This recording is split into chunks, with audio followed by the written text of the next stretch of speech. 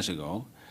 Now, his career has moved on since then. He now has the pleasure of talking to and being inspired by young people, while I am back at my old job, which means I suppose that my career is not going anywhere, whereas he's going on. Now, coming back to your question, why does our small island carry this uninviting name, Iceland?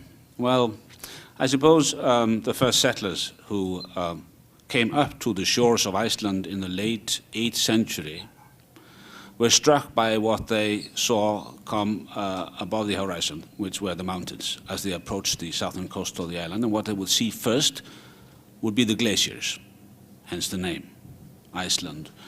Same goes for the name of our capital, Reykjavik, which in English would translate Smoky Bay, because they would see the smog arising from the geothermal hot springs before they got there. So that is the basic reason why it is called Iceland, which is basically a misnomer, because it isn't all that cold after all. We have more or less the same mean temperature during the month of January as you have here in New Jersey. The average winter temperature would be about 32 degrees Fahrenheit, and in summertime this will go up to about 54. So it's a fairly temperate climate, but much warmer than you would expect at that latitude. And the reason for that is, of course, that we are embraced by the Gulf Stream, which comes out of the Gulf of Mexico. It goes all the way up to our shores and keeps us reasonably warm. The size of the country, well, this is an island the size of, say, the state of Ohio. It's about 40,000 square miles, 40,000 square miles, and we are probably the least populated country in Europe, because I think the distribution is about 7 persons per square mile, which makes us the 7th least populated country in the world. So it's a large island with a population of altogether around 320,000 people. Now, I'm telling you this confidentially because we have kept that as a military secret for a number of years, but I had to let it come out after being challenged by my colleague Kamal just before. Have I answered your question? Thank you. Tell us a bit more about the way of life in Iceland. What do you do? How do you, it's not very cold because the temperatures that you are giving are warmer than the temperatures in New York. We are colder than 32 degrees, even today. So you must have some leisure. What do you do in your leisure other than throwing stones?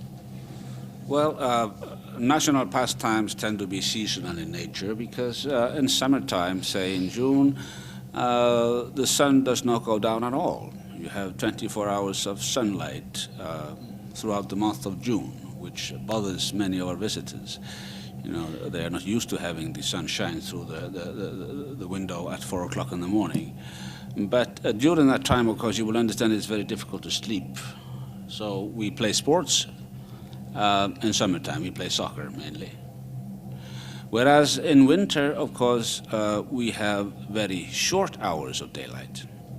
In December, say, we have altogether maybe 4 or 5 hours of daylight.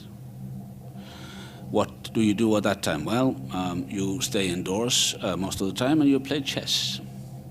If not, you make babies. How do you make babies if the sun is never going down? And if there's no darkness, how do you make babies? In wintertime. We make babies in wintertime.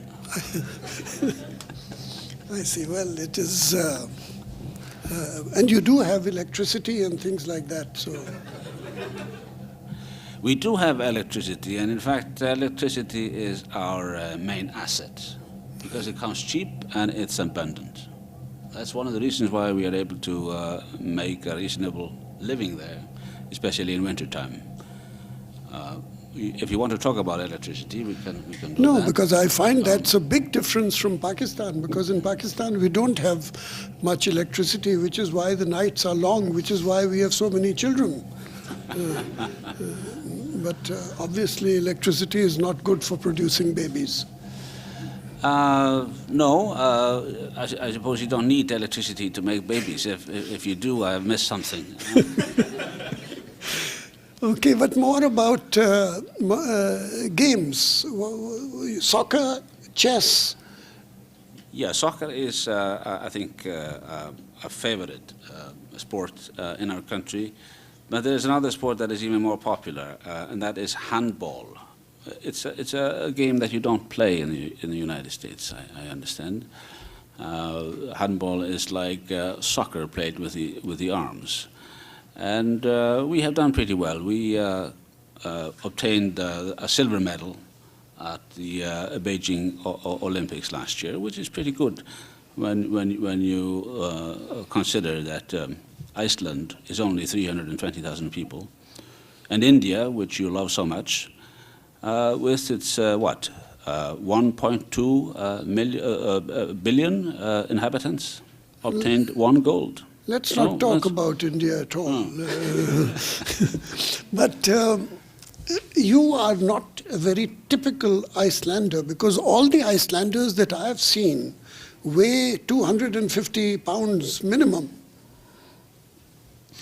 Well, it will be my first.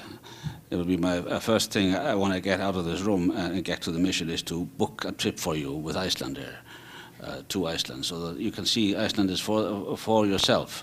The people you're talking about are people who have been competing for years in a Scottish tournament. Yeah. Pole throwing and that sort of thing. Competing for the title of the strongest man in the world, I think. Correct. Yeah, this is a small clique of people, but we are not all like that. I see. Okay, let's talk. You referred to the smoke and smog, so-called, in Reykjavik, but which is actually a fallout from the geothermal energy. And this is one of the unusually great strengths of Iceland, the vast resource that it has in geothermal energy. Tell us a bit about the richness of geothermal energy. What do you do with it? How important is it vis-a-vis other sources of energy in the country?